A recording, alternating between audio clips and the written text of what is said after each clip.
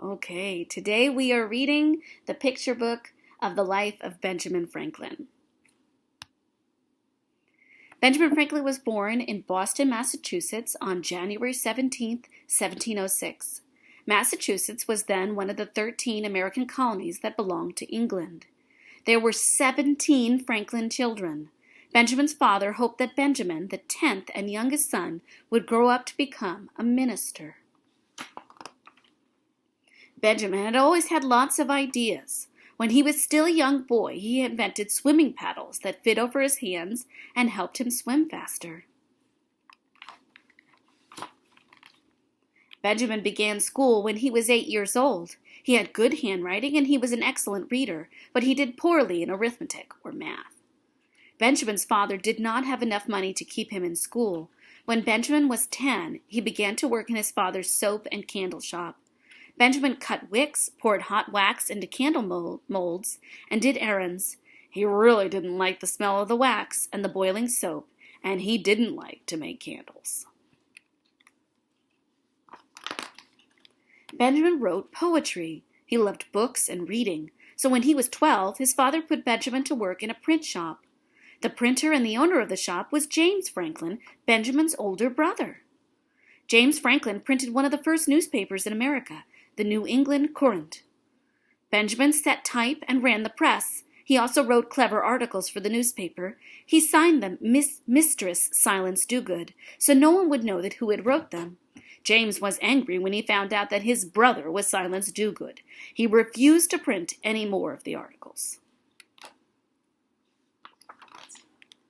When Benjamin was 17, he left his brother's shop. He went to New York City and then to Philadelphia, where he worked in a print shop. Soon after Benjamin arrived in Philadelphia, he met Deborah Reed. They were married in 1730. Benjamin had 3 children, William, Francis, and Sarah. In 1728, when Benjamin was 22, he set up his own print shop and published a newspaper, the Pennsylvania Gazette. Benjamin worked hard. He became the official printer of Pennsylvania. Later, he became the official printer for New Jersey, Delaware, and Maryland, too. Once a year, beginning in 1732, Benjamin printed Poor Richard's Almanac.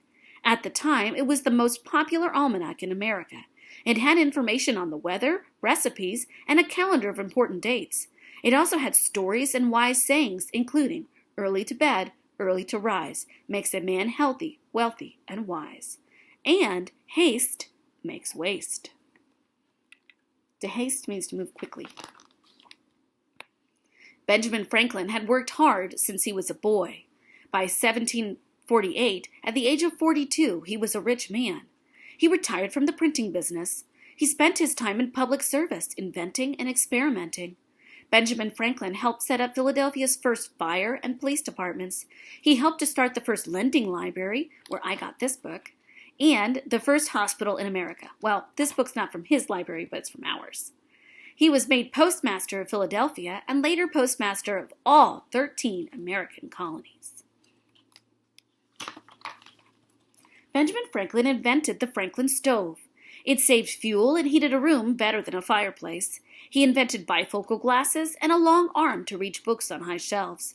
He also invented the lightning rod that saved many homes from fires. Benjamin Franklin was very interested in electricity. In one dangerous experiment, he flew a kite in a thunderstorm. When lightning struck the kite, sparks flew from a key attached to the string. Benjamin had proved that lightning is electricity. In 1765, Benjamin went to England. He spoke at the English House of Commons, their government, against the Stamp Act, a tax which the American colonists felt was unfair. Benjamin helped to convince the English to end the tax. Benjamin Franklin remained in England for 10 years. He told the English king and his advisors to give the people of the 13 colonies more rights and freedom, but the king refused. Benjamin Franklin returned to the colonies in 1775, soon after the beginning of the American Revolution.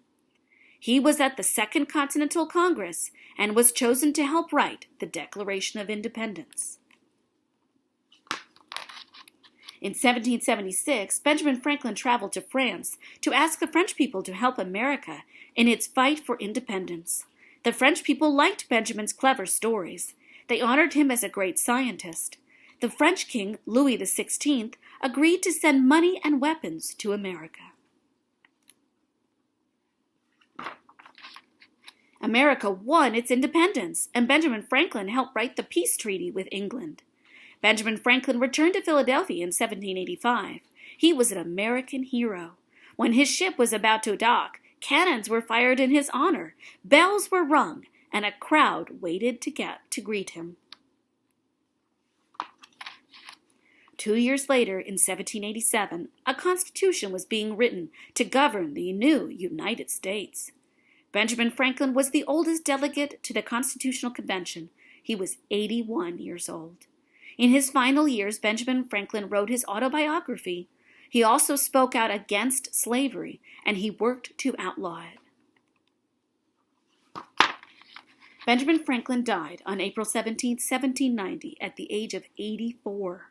When Benjamin Franklin wrote his will, he called himself Benjamin Franklin Printer.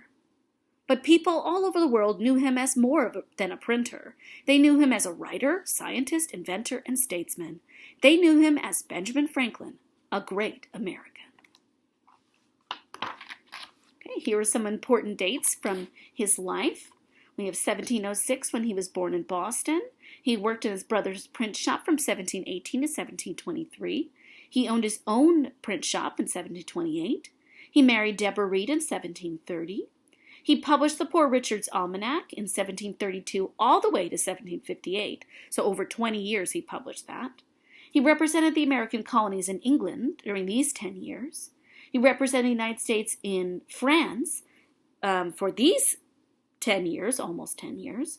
He helped to write the peace treaty with England. He helped to write the Declaration of Independence, and then he passed away at the age of 84 on April 17th in Philadelphia. So, here's a little author's note that you may not know. There are historians who question whether Benjamin Franklin actually flew a kite during a thunderstorm, but it is generally accepted that he did. So that's one of those things where we're not sure if it's a folk tale or if it truly happened, but we do know that he was very interested in electricity. Okay. I hope you've enjoyed the story. If you're curious about this one, you can find this at your public library. It's called A Picture Book of Benjamin Franklin. Hope you've enjoyed.